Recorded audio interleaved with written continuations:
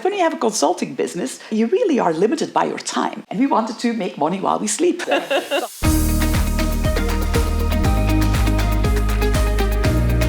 Ferris here. Today, I'm thrilled to be joined by Anka Aronart and Rebecca Wolpinski, the founders of Aptly, where they design and produce amazing award-winning business education programs. They'll share with us some key insights on consulting, on training, and how they've built this amazing, robust infrastructure and culture in their company. Anka and Rebecca, we've known each other for a long time. Why don't we kick it off with some a little bit of a background on your professional journeys? Yeah, thank you, Ferris, and thank you for having us. And we're excited to talk about our journey. We've been at Aptly now for about 5 years. I'd say it's been a bit of a roller coaster, as all startups are. But we got here, actually, I would say for myself, it's been a little bit of the kind of culmination of 2 career paths, one in digital marketing, one in education. It kind of brings those 2 areas together, 2 areas that I'm very passionate about. I started my kind of digital marketing career at Yahoo, and my education career or background comes from teaching at Anderson UCLA. I then actually took on, after a kind of a marketing role and a market research role at Yahoo, another startup in the middle. I took on a role at Udacity to build their business school. And that is actually where I was very fortunate to meet Rebecca, who is now my co-founder and partner. So I'll let Rebecca introduce herself. Thank you so much, Ferris, for including us in your video. We are very excited to be here with you. And Anka, thank you for introducing me as well. And so my professional history kind of is backwards of Anka. So I started in academia and I was teaching at San Jose State in a completely unrelated area. So I was teaching in the philosophy department. And then from there, I ended up in marketing kind of by chance, in part because I just loved social media and I wanted to understand how it worked and how things happened, and worked in industry. I worked for a company that was a textbook rental company, and I did their social media. I left there and I was managing marketing for 23andMe, and then I left there, and then I was consulting for Google, which is actually where I met Ferris, actually, was at 23andMe, and then we continued just in each other's paths, I think, throughout that time. And then I met Anka at Udacity, and really just, we had so much fun. It really married the 2 things I think we both love, which is academics and education, and industry in the digital and social space, and providing opportunities for people that they wouldn't otherwise have in that education space, knowing there was a lack of real foundational knowledge and understanding, and the hands-on aspect of it that just isn't possible in a university setting because things change so much. It was something that we were both really excited to work on. And so when we left Udacity, we started Aptly, and it's been a fantastic 5 years, up and down, but a fantastic 5 years, and more to come from there too. Yeah. And we really founded it kind of with that idea of, okay, there's this gap in kind of professional education.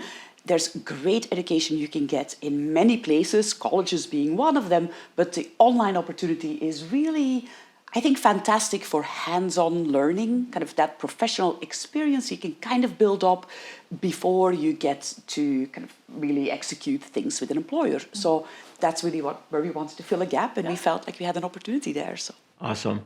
It's always fascinating, the paths that lead people to entrepreneurship. So I was laid off in 2003, and I was a VP in a at the time a cutting-edge tech company, and then the layoff notice came in, and then I was in a way forced into starting something new because I couldn't find a job. It was a dry market, similar to what we have today, and it's fascinating to hear your stories. So in sort of, if we go back to the business formation days when you started Aptly, when I speak with founders, sometimes they want to go solo, sometimes they want to go with a partner, they're not sure. There's obviously the legal formation, so you can talk to an attorney and figure those out. But just in those early days and how you got together and... We actually, I think that we had, so while we were at Udacity, we enjoyed working together. We enjoyed building what we were building, the business school. But we also saw that there was kind of this gap in the market for kind of good, high-quality content and people that produce that. Udacity did a good job at that, but we felt that there was an opportunity to have, to provide something in that space. And we had a few ideas.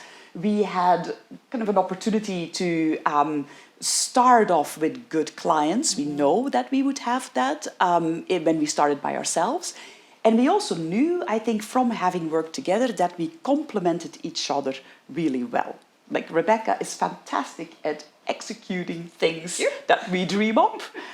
And some of these I'm just not as like well, the things that Rebecca can do, I cannot do as well. So we felt this was a good partnership, and we love kind of the day-to-day interaction. So this worked well. We then, of course, then you have to evaluate, like, well, do I want to take that leap and do this all? Like, do we want to do this ourselves? And we felt that we could, largely because we trusted we had a good client to start with. We actually were fortunate to start with Meta as a big client, so that's a big opportunity. Amazing, and I know it turned out well for you on that front. Amazing. If you want to learn about Facebook ads, check out their course on Coursera for sure. Award-winning. So I mean, I think Anka, you touched on two things. One is the idea. You spotted something missing in the market, maybe a pain point, maybe the courses that were not delivered well, or the content wasn't there. So that was what you went after. And I think the other thing I want to spend a little bit more time on is the founder, the complementary skills, because a lot of times as founders, as entrepreneurs, we have this go-getterness. We want to get stuff done. Mm-hmm. I can conquer the world and do whatever. You have Mark Zuckerberg, he built on his own, and you have Google, you have the two founders. So you have you can see success in both solo founders and also in companies where you have multiple founders.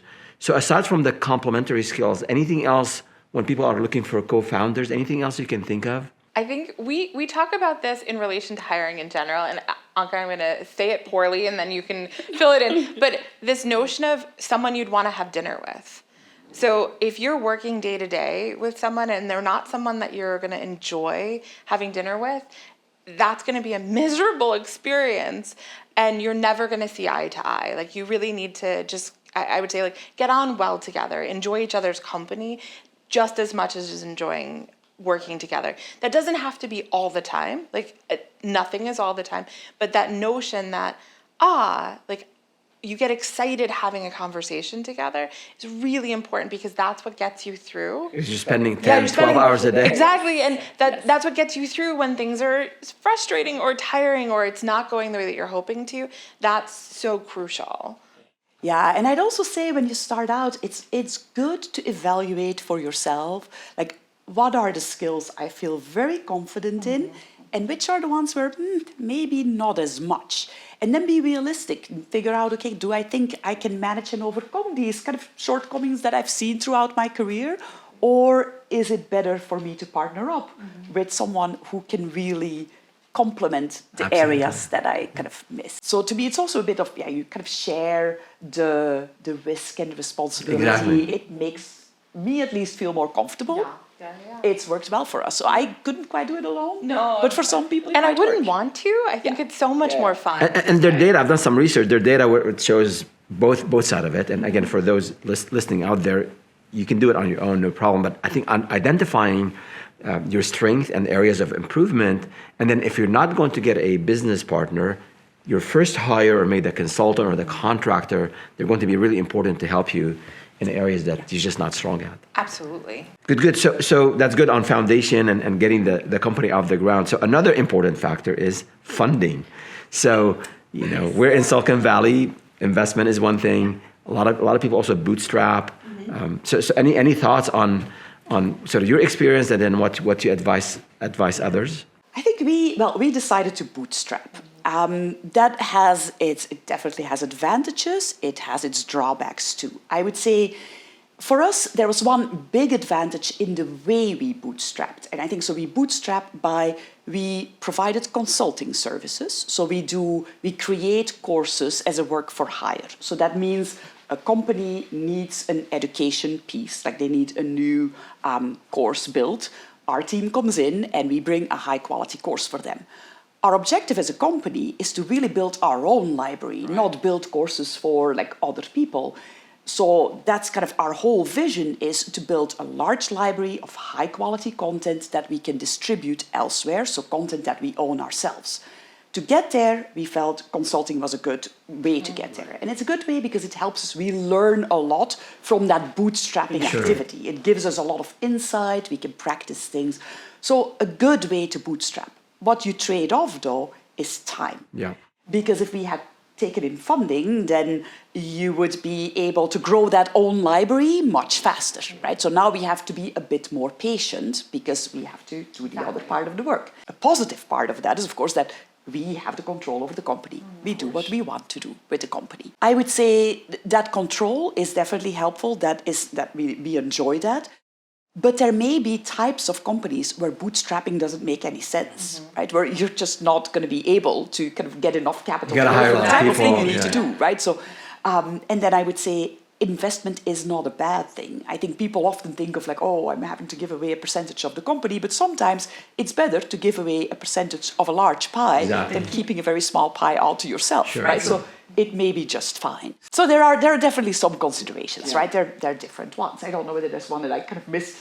You probably do like a hybrid. Like I think that you might bootstrap for a little while and then get to a point where you've got a good proof of concept and then, go off to look for an investment after that. But I think, I don't think you should, like you said, don't be afraid of dilution if it gives you the opportunity to scale. Like that shouldn't be a fear that people have. Knowing and consulting and making sure that you have the right investors is really important because not only do you dilute your actual equity in the company, but your control and your vision is then sometimes influenced by those folks that are advising from whoever is funding. So make sure that those choices you make there are really as sound as they possibly can be. Absolutely. And the minute you take money from anyone, they're going to have a say. Yeah, they're going to have a say. And I would say another thing is, if, especially in the services and consulting space,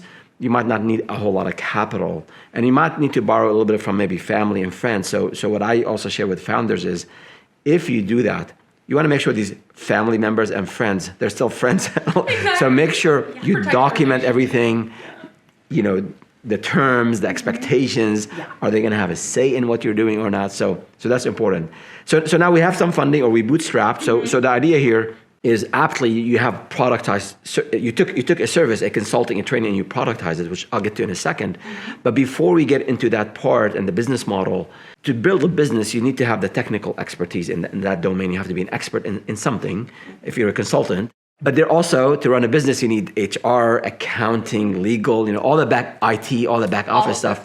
Things, So what was your approach to learning or dealing, outsourcing, in-housing, all of that? So your thoughts on that?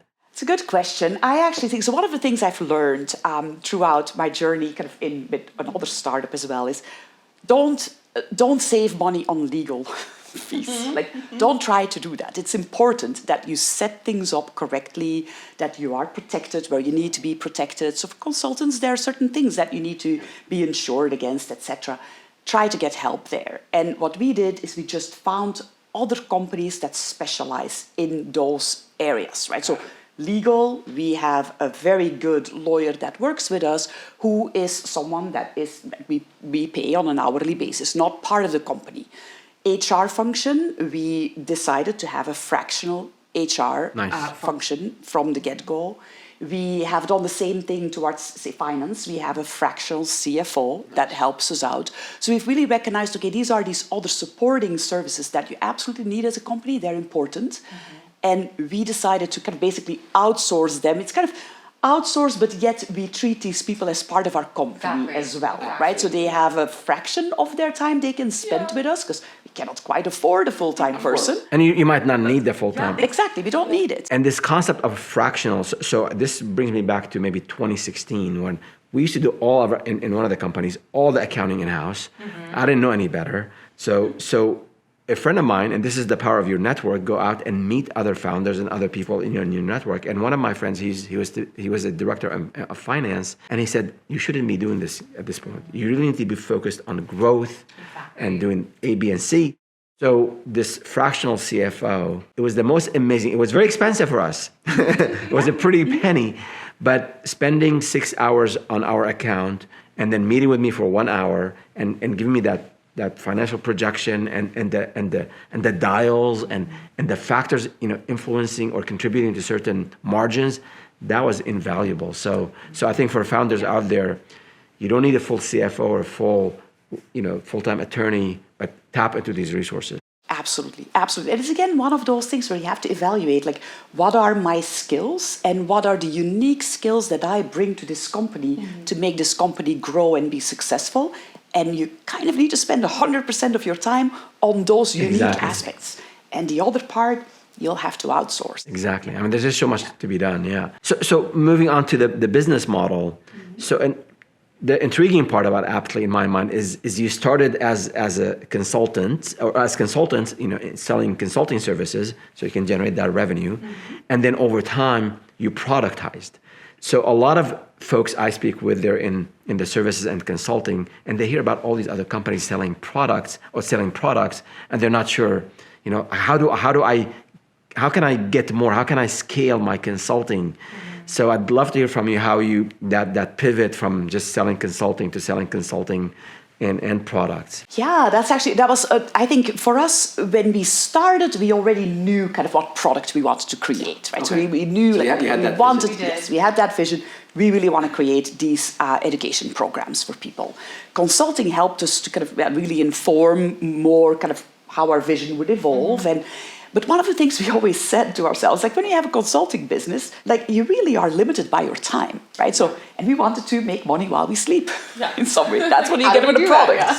So how do you do that? And so what helped us is in every consulting engagement, you learn more about what the need is of the market or the need of your client.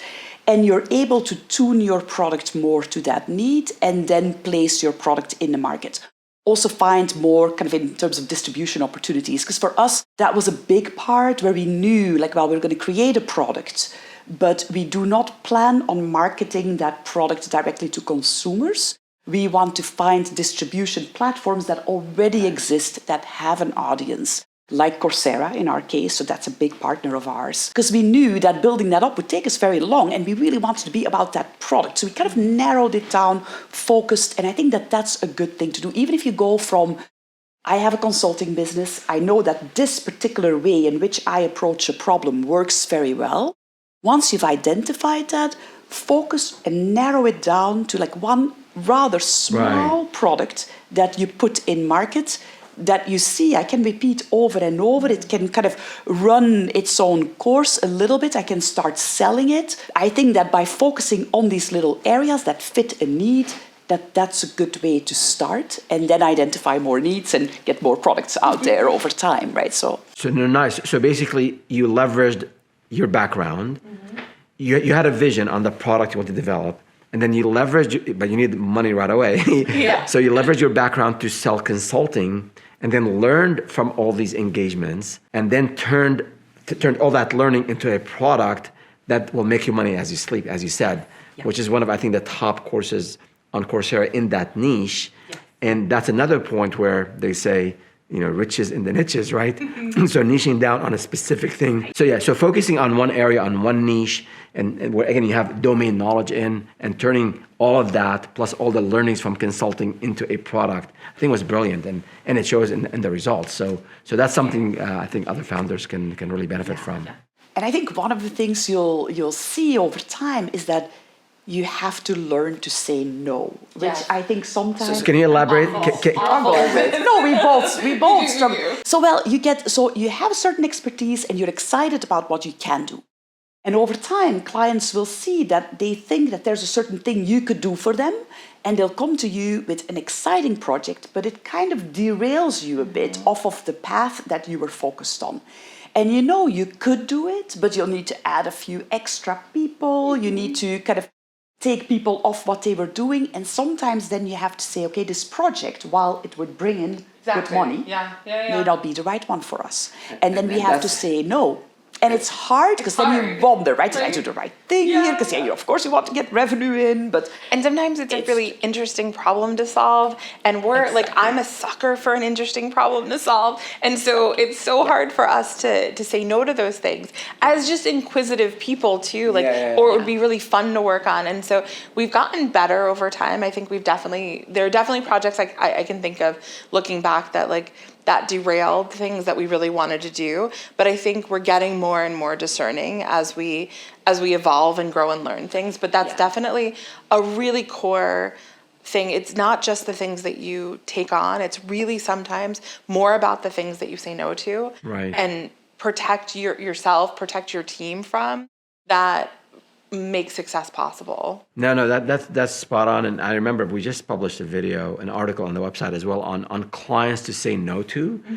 That's more like if you have clients, because it's really hard to say no to money, especially when you need the money. Exactly. Right? Yeah. But you have to evaluate if it's going to be someone who's going to drive you and your team nuts, and they have unreasonable expectations. And you can tell that throughout the sales process. So that's one category. But you've identified a really interesting areas. Even if it's something, a nice client, a good project, a good challenge, but it's going to derail you from getting that product where you can make money while you're asleep, then saying no, albeit hard, is the right thing to do.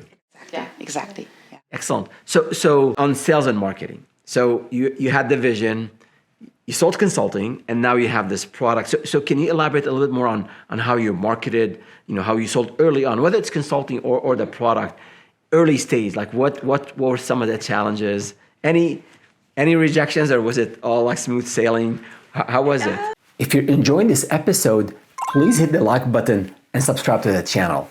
Also, if you have an idea and you're not sure how to turn it into a business, or you've already started a business, but you're not sure how to grow it, how to scale it, maybe you're struggling with sales, with marketing, with back office, with hiring. I can help you with all the above and more.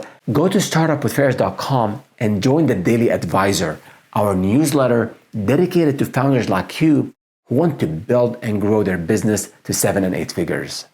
I would say it's not all smooth sailing. It isn't. We were fortunate though that we could start with kind of a network of people that we knew in the industry, a network of people that we'd worked with in the past, both of us in our different roles. Yeah. And we could approach those people to just explain that these were services that we provided. And we were also lucky to have a few really big clients that came back to us over and over for more work. So on the consulting side, we haven't had to really kind of do a lot of cold calling or anything like that. It kind of worked in word of mouth. It worked fine for us. Have we been rejected at times? Oh, yes. Yeah, we've been part of pre-processes. Did it hurt? At the time, yes, sometimes. Oh, yes, absolutely. There's also cycles to it too. So, with a consulting role especially, there's that introduction, like I would say almost in a relationship, there's the honeymoon phase, and then things go and you're working together, and at some point they might no longer need your services. Exactly. And that's okay too, but that still doesn't feel great, right? Like if that's not the case. And we've had times where we've done really a tremendous amount of work on an RFP where we've put our heart and soul into it, and really, mostly Anka, but we've worked really hard at it. And then we're not considered, or our prices weren't in line with what they were hoping for. And you can't help, because you've invested that time, can't help but be sad from it. And I think the biggest piece is to, like, I joke about this. I'm like, okay, today I'm going to be frustrated about this, but tomorrow I'm just going to let it go, and we're going to work on something new. But taking that time to just be like, you know what? That was a huge bummer, and I am sad about that. Like, I really wanted to work on that project, but then going forward, I think is an important lesson to learn too. Like, and you learn something either way, right? Like, whether you get the project or you don't get the project, just by doing that process, you've learned something. And so if you can kind of take that perspective, it's a little bit less stinging. I don't know, maybe not. I mean, it's, in entrepreneurship, we talk about resilience, and basically it's getting back up after you fall. So what I tell entrepreneurs is, you will fall. It's not if, it's when.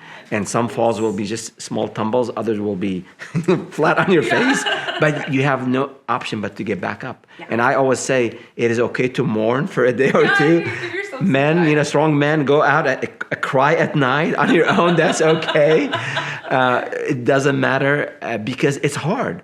Yeah. I remember one time we were pitching someone, I won't mention the name. We had to travel 3 or 4 people down to Florida. And a lot of a huge RFP, a 3-year contract. We're talking about maybe $500,000, I think. So we put so much, I think over 100 hours. This is later in our business, and we traveled and we go on site, and then they say no.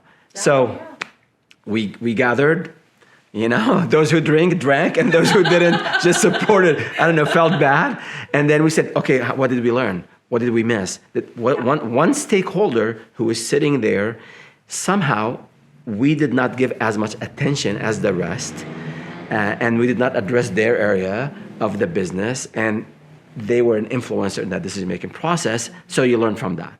Yeah. So then we learned, okay, before any future meeting, map all the attendees, go on LinkedIn, understand everything they like personally, what their role, just go there 100% prepared. So to your point, it's very painful, very costly at times.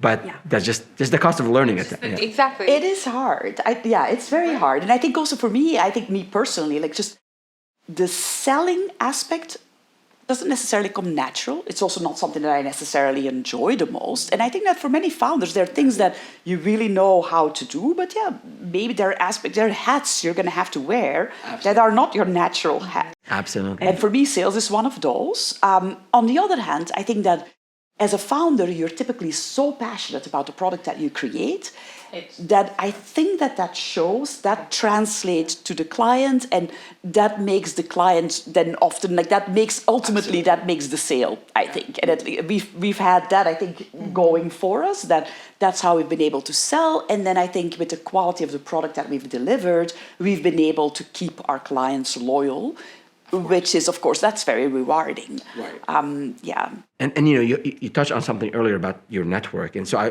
when I speak with entrepreneurs, I talk about hard skills, your domain knowledge, soft skills, selling, listening, communication, managing people, and then your network.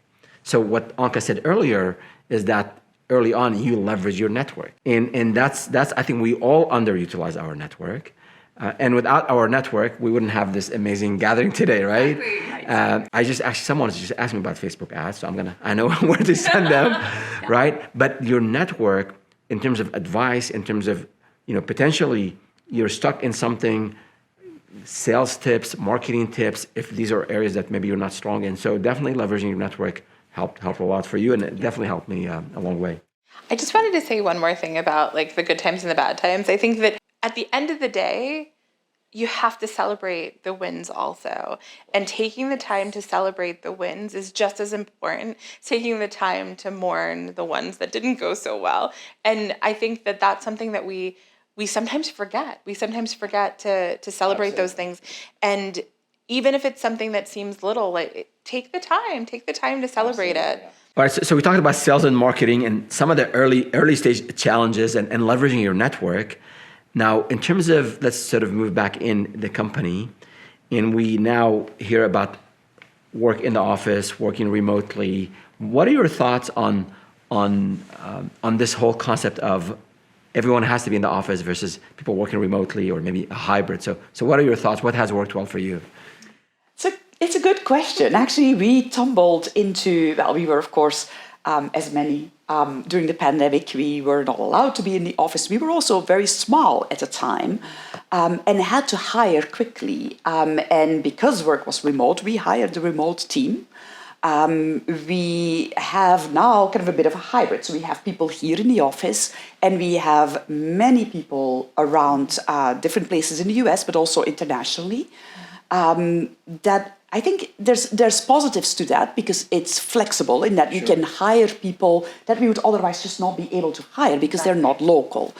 So that's been really helpful for us. But on the other hand, I personally miss that aspect of being in the office, having everyone around us. So I find that sad. So you have to kind of go and find ways to build a culture with a remote team and make it still feel like you're all one team, even though you may be working from remote places, whether that's working together in a remote office or whether that's working by yourself at your home.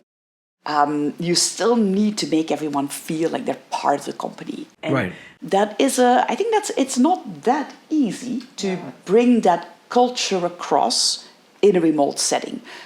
For us, it's worked, I think. I think so. And what are maybe some of the tactical things you do on a weekly basis or a daily basis to keep that culture? That culture going. So we have a weekly just kind of all hands almost, where we just go through what everybody's working on and we chat, and we tend to, sometimes we have themes, so I think this last week we were just talking about, because it's almost spring, and we were talking about beautiful garden things, and people were sharing some pictures. It's a half an hour meeting. There's not loads and loads that you can get done, but I do think it establishes a culture because it's across, functions. It's not just one group or another. We all of our managers have one-on-ones with their direct reports. For those folks that directly report to me, I sometimes have them daily with my team. Sometimes it's weekly. It kind of depends on what they're working on. But I try to dedicate in that half an hour, 15 minutes of what I would call like human time, where I am literally just asking about how are things going. We're just sharing about our day, because we don't have that opportunity to like have a water cooler conversation. And that human time, I think, is so crucial as we're stratified across the country, across the globe. And you don't want people to start feeling isolated or disconnected from the work. And, trying to do those kinds of things. We've also done things that, there's a company called Confetti that does these just like fun online activities. And we try to do them on a regular basis. We did origami once, which was delightful. I struggled with, but I thought it was really fun. We've done other like puzzles and games, escape rooms and things like that. And so historically, I would have been the person who'd been like, this is so hokey, and like, why are we doing this? Like, I have so much to do. But as we've moved into this more remote or hybrid kind of work environment, I'm recognizing more and more that that's the wrong attitude to have, and that you really do need to have human moments as often as possible and connect as often as possible. And so, we use Slack to make sure that people can talk to each other no matter whatever time. You can message, email, we have all of these things. Zoom is kind of our best friend, so we spend a lot of time on Zoom. But I also think that we remind people all the time that we're accessible. We're always available. If something is going on and you need help and there's a blocker you have, reach out. And if you can't get us on Slack, text me, text us, call us, give us a call. That connection should always be an open door to people. We had a remote setup as well. And this is way before the pandemic. I think we started in 2014, 2015, early, sort of pioneered that idea. And we actually stumbled big time in the first couple of hires that were remote. We didn't know how to manage it. There wasn't a whole lot of intentionality behind it. And I think we paid the price for that. And from what you're telling me, it's part of your culture now, part of your day-to-day is you check on people, you have fun activities. The one-on-ones, in my experience, were really important because you're not seeing people. And then in my experience, with my direct reports, I had it weekly. Some would do it bi-weekly. But we would talk about business for 15 minutes and then personal for 10, 15 minutes. Yeah.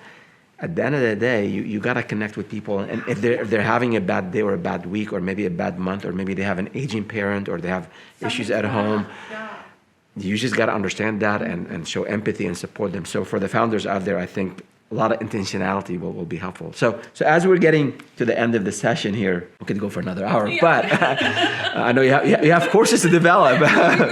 Exactly, and network to leverage, right? So on team and culture, what advice would you give to something you mentioned, Anka, in terms of most founders, at least I think most founders, you have an area of expertise. For example, you could be an HR consultant, HR inside out, or you could be an IT consultant, cybersecurity inside out.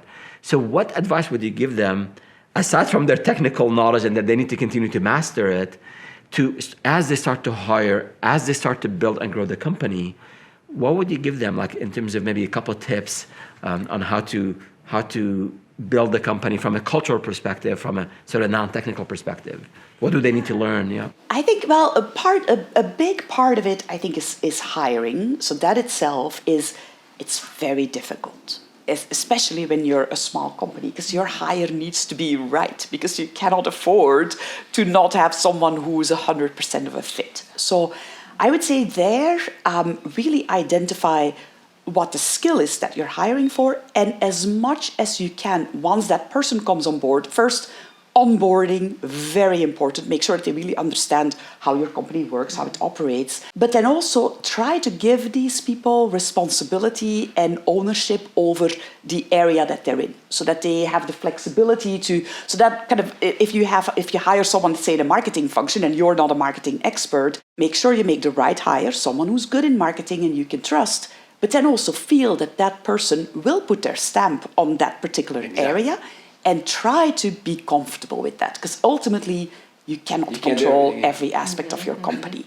It feels a little hard at times because you'll want to, but you have to trust that there are other areas of expertise that you may not have, and someone can bring a wealth of expertise to your company and contribute a ton. And as a result, you're much more than the sum of the parts, right? So it really, I think that that's one of the things I think that's really important. And then for the culture part, the onboarding is essential. But then indeed kind of immediately get into the rhythm of, we have, say, either it's daily stand-ups or we have weekly meetings, we have project meetings. Make sure that you have all those touch points and that they work well for you. Right. No, spot on. And on hiring, it's really difficult because, as Anke said, you might not have any experience in sales or marketing. I made some awful hiring mistakes early on. Still have the scars from those, and it was painful. It was costly. It derailed our growth and all that. So one tip I learned is, let's say you want to hire a VP of sales, and let's say you're just great in what you do, but you have no sales background. How are you going to discern? Potentially, a friend of yours could be part of the interview process. Potentially, if you don't have any friends, that's another problem. But we can talk about it. You know, there are ways to start building your network. But you can go to Upwork, find a seasoned salesperson, pay them $100 an hour, $150, whatever it is, and they can be part of the interview process. So the idea is you make the right hire in areas where you don't have experience, and leverage your network or find ways to make sure you get the right person, you know, for your company. And that, what you said also brings up kind of another point, which is hire slow and fire fast. Okay. And I think that... I heard that yesterday, actually. You heard that wow. yesterday. It's one of those things that I think, like, I'm awful at. Like, I'm really awful at. But the wrong person in the wrong role can just ruin, like you said, it can cause scars, it can ruin the culture, can make a really bad experience for everyone, not just that person. But it also is not fun for them, right? If they're the wrong person and it's just not going well, you do them no service by kind of keeping them along the way. And it's really a painful thing to do it. In actuality, it's really hard to do. It's really hard to hire. It's really hard to let people go too. But it behooves everybody to make those decisions quickly if you can. Absolutely. And I actually, because I heard in some of the conversations I've had with founders, they were having some really serious issues with hiring. So I did actually an entire live stream, I think like an hour and a half on all like the 10 mistakes I made in hiring. And it's especially your first hire, your second hire, they need to be like the cultural fitness, the expectations have to be there. So hiring is key. Let's wrap up with maybe just one advice from each one of you. Yeah. Like if there's one lesson or one thing you want to share with those who are either thinking of starting a business or those who started and are struggling, what one thing would you like to share with them? Oh, that's a hard one. Yeah, because there's so many things, right? But yeah, I would say for me, the biggest part is don't get disillusioned with things that don't immediately go the way that you wanted. Like there will be disappointments at time, but keep your vision in front of you and think about kind of what would this company look like a few years from now if I get to be successful with this? Like what is it that I have in mind and how is that going to contribute to a problem that I see out there, or how is it going to help benefit people out there? And keep that in front of you, even as these disappointments come your way. Because as you said, inevitably, you're going to get these times where you're like, why did I start this again?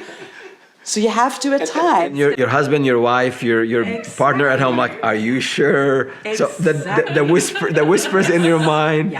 Yeah. That said, though, also, of course, you have to be realistic about it too, right? If you see at some point that you're really not going to get there, then you may have to pivot a little bit and change things. But yeah, stay open-minded that way and don't let those disappointments derail you too much. Thank you. Yeah. Awesome. Great advice. And Rebecca? I would say don't be so fixated on the path.